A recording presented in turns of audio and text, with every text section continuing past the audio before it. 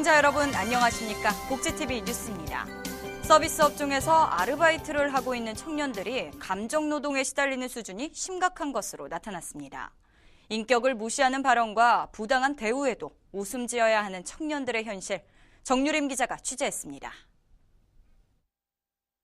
편의점이나 패스트푸드점 등 서비스 업종에서 일을 하는 상당수의 아르바이트 청년들이 사업주의 지나친 감정 요구와 직무 스트레스, 폭력 등에 시달리는 것으로 나타났습니다. 서비스 업종에서 일한 경험이 있는 청년 알바생 2명 중 1명이 고객으로부터 인격 무시 발언을 들어본 적이 있으며 10명 중 6명은 나이가 어리다는 이유로 부당한 대우에 더 자주 노출된다고 느낀다고 답했습니다. 사실 말이라도 아다르고 어다르잖아요. 그러니까 말이라도 좋게 해주면은 사실 서로 기분 좋은 건데 이제 말을 되게 반말을 한다거나 욕을 한다거나 이러면 사실 서로 기분 나쁜 거고. 이처럼 아르바이트를 하며 폭언 등을 겪은 후에는 자존감 저하와 우울증 같은 심각한 후유증이 며칠씩 이어지기도 합니다. 퇴근 후에 건강한 퇴근 후 시간을 사용하는 게 아니라 집에 그냥 늘어져 있는 거예요. 아무것도 못하고 밥도 먹지 못하고 그냥 새벽 3시까지 그러고 추스리는 데에만 열중을 했다가 그럼 그제서야 일어나서 뭘 하다 보면 생활 리듬은 다 깨져 있고. 이 같은 문제에 대해 전문가들은 청년들의 노동이 임금 근로자로서 정당한 지위를 갖지 못하기 때문이라고 분석했습니다. 이들이 일시적으로 일을 하고 용돈을 버는 존재. 이들도 자신의 생계나 학비나 이런 것들을 이제 마련하기 위해서 이제 버젓한 노동을 하는 것이고, 노동자들이 경험하는 문제를 해결하기 위해서는 적절한 규제가 동반되어야 한다고 생각합니다. 손님은 왕이라는 미명 아래 아르바이트 청년들을 숱한 폭력 속으로 몰아넣는 사회. 스스로를 지킬 권한조차 없는 이들을 위해 정부 등 관계 당국의 대책이 필요해 보입니다. 복지TV 뉴스 정유림입니다. 우리에게 기쁨의 눈물을 안겨준 인천 아시아 경기대회에 이어 장애인 아시아 경기대회 선수들이 또 한 번의 감동을 위해 열심히 준비 중인데요. 지난 광저우 대회에서 은메달을 차지했던 골볼 대표팀의 훈련 현장을 정두리 기자가 다녀왔습니다. 2014 인천 장애인 아시아 경기 대회에 출전하는 골볼 국가대표 선수들이 수비 훈련에 한창입니다. 2010 광저우 장애인 아시아 경기 대회에서 은메달을 차지했던 골볼 대표팀은 이번 대회 반드시 금메달을 목에 걸겠다는 목표로 세계적 수준으로 앞서 나가고 있는 중국과 이란을 반드시 잡아내겠다고 다짐하고 있습니다. 제가 봤을 때는 자신감일 것 같아요. 좀 자신을 갖고 우리가 지금 하고 있는 훈련이 이제 아시안 게임에도 통할 수 있다는 이런 자신감을 가지고 해야 될 것 같고. 특히 광저우 장애인 아시아 경기 대회와 런던 장애인 올림픽에 출전했던 선수 출신 김철환 감독은 후배들이 최상의 체력으로 대회에 나설 수 있도록 집중하고 있습니다. 체력적인 부분을 좀 많이 끌어올려서 이제 대회를 치를 수 있도록 하는 게 가장 큰 중점을 두고 있고요. 그다음에 이제 제 기량을 발휘할 수 있도록 기량이 는다기보다 자기가 가지고 있는 기량을 최대한 발휘할 수 있도록 그렇게 지금 훈련을 하고 있습니다. 집중력과 협동심으로 슛을 성공시키는 골볼. 금메달을 향한 선수들의 열정이 이제 곧 시작됩니다. 저희 구호가 이제 아시아의 맹주 이렇게 하면서 화이팅이 되는데 지금 맹주의 자리를 굳건하게 할 수 있도록 다들 땀을 같이 흘려야 되겠죠. 복지TV 뉴스 정두리입니다. 지난 5년간 대학 입시에서 장애인 특별 전형 모집 인원이 18명 늘어나는데 그친 것으로 나타났습니다. 국회 교육문화체육관광위원회 유기용 의원이 대학 알림이에 공시된 장애 학생 자료를 분석한 결과 2010학년도부터 2014학년도까지 전국 4년제 대학의 장애인 대상 특별 전형 모집 인원이 189개 대학 1226명에서 194개 대학 1244명으로 18명 늘어났다고 밝혔습니다. 또 장애인 재학생이 있는 4년제 대학 중 장애학생 관련 전담 직원이 있는 학교는 27.2%에 불과하고 특히 장애학생 지원 도우미 2,700여 명 중 95%가량이 전문 자격증이 없는 아르바이트 형태로 운영되는 것으로 나타났습니다. 법을 가장 잘 지켜야 할 사법부가 법으로 정한 장애인 의무 고용을 준수하지 않는 것으로 드러났습니다.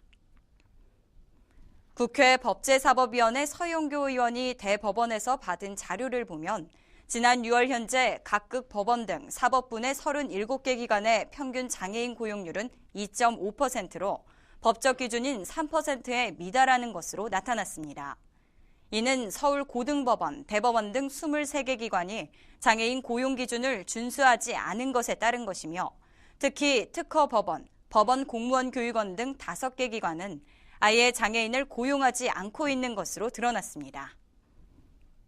스마트한 할아버지, 열정적인 할머니, 365일이 어르신들의 날입니다라는 듣기만 해도 힘이 느껴지는 슬로건 아래 포항시 노인의 날 행사가 열렸습니다. 박성우 기자입니다.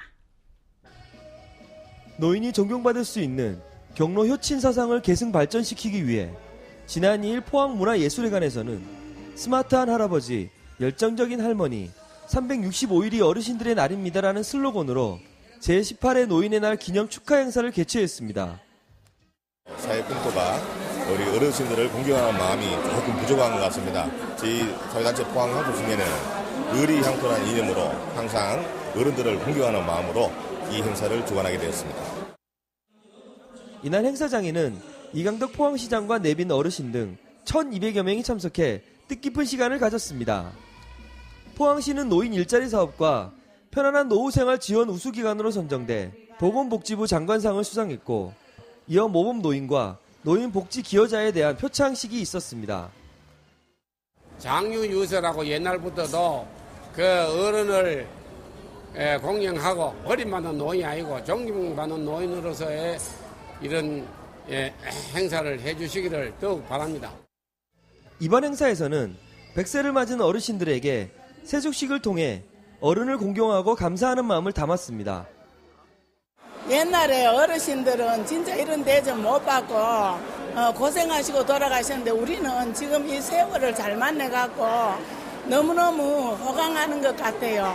우리가 하고 싶은 거 즐기고 너무너무 기뻐요. 행복합니다. 나이는 숫자에 불과합니다. 우리 사회가 어르신들을 위해 더욱 힘쓰고 노력할 때 우리의 미래는 더욱 밝아질 것입니다. 포항에서 복지TV 뉴스 박성호입니다. 아이들에게 편식이 나쁘다는 걸 어떻게 알려주는 게 효과적일까요? 재밌는 인형극을 통해 편식 예방 교육을 하는 문화 공연이 열려 눈길을 끌고 있습니다. 고선영 기자가 취재했습니다. 초롱초롱한 아이들의 눈망울이 무대에 맺혀 있습니다. 주인공 아롱이다롱이의 등장에 환호하는 아이들. 신나는 음악과 율동으로 올바른 식습관 교훈을 찾는 모험을 떠나자 아이들도 함께 모험에 동참합니다. 연극에 빠진 아이들은 어느새 편식이 나쁘다는 점을 알아갑니다. 원주시 어린이 급식지원센터가 주관한 문화공연 프로그램 우리 모두 편식하지 말아요는 편식 예방을 목적으로 만들어진 교육 인형극입니다. 어린이들이 요즘 인스턴트 식품도 많이 좋아하고요. 채소 같은 것들은 기피하는 경향이 많습니다. 그래서 골고루 여러 가지 음식들을 먹게 하는 것을 인형극을 통해서 자연스럽게 익히도록 저희가 인형극을 준비하였습니다. 아이들에게 편식의 단점을 가르치는 게 아니라 재미난 인형극을 통해 자연스레 음식을 골고루 먹도록 유도합니다. 신나는 인형극을 통해 아이들은 편식이 나쁘다는 점을 자연스레 배웠습니다. 공연을 통한 교육 프로그램이 새로운 대안으로 주목받는 이유입니다. 원주에서 복지TV 뉴스 고선영입니다. 서울 중랑구의 용마 폭포공원에서 지역 주민들을 위한 특별한 음악회가 열렸습니다. 시원한 폭포수와 공연이 한데 어우러진 무대였다는데요. 박정인 기자입니다. 길이 50m의 폭포수가 낙하하는 시원한 소리, 알록달록 색색의 조명이 아름답게 빛나는 이곳은 서울시 중랑구의 용마산 폭포입니다. 이곳에서 깊어가는 가을밤을 문화예술로 수놓은 음악축제가 열렸습니다. 이번 축제는 지난달 26일부터 이틀간 청소년을 위한 힙합 공연과 서울 팝스 오케스트라가 함께하는 클래식 공연이 펼쳐졌습니다. 특히 이번 축제는 그동안 문화에 대한 욕구는 높지만 누리기 어려웠던 지역 주민들을 위해 마련됐습니다. 문화복지는 지금 25개 구청 중에서 최하위라고 생각을 하고 있고요. 그래서 뭔가가 좀 업그레이드를 시키려고 서울시의 예산을 갖다가 이렇게 지금 조명시설이라든가 여러 가지를 좀 한번 해보려고 애를 쓰고 있습니다. 그렇게 해서 주민들한테 문화복지가 뭔가를 좀 보여줄 수 있는 계기가 됐으면 좋겠습니다. 지역에 따라 벌어지기만 하는 문화에 대한 복지 수준 격차. 중랑 구민을 위해 열린 이번 축제처럼 어느 지역에 살건 마음의 위안과 즐거움을 주는 문화복지가 활성화될 수 있도록 다각도의 지원이 필요해 보입니다. 복지TV 뉴스 박정인입니다.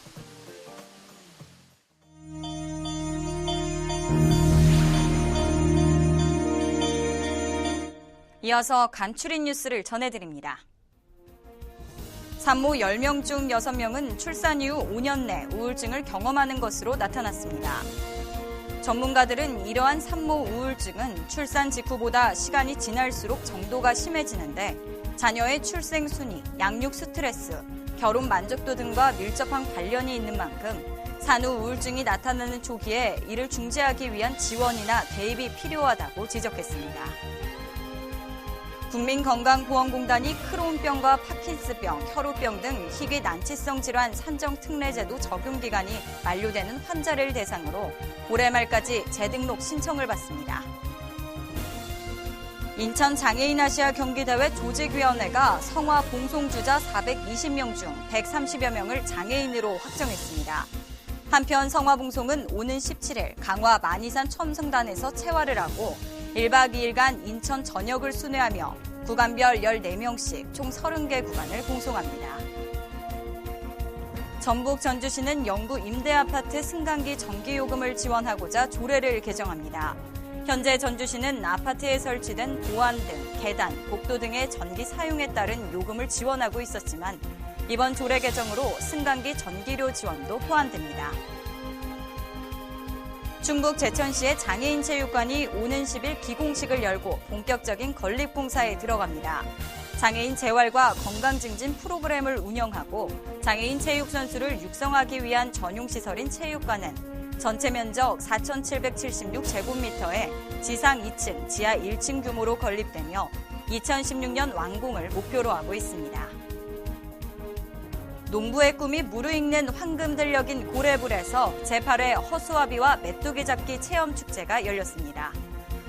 경북 영덕군 고래불 들녘에서 열린 이번 행사는 경북면, 칠환경 무농약살 장목반에서 주최했으며 메뚜기 멀리뛰기, 무농약살과 농산물 판매 등 다양한 체험과 부대 행사가 펼쳐졌습니다.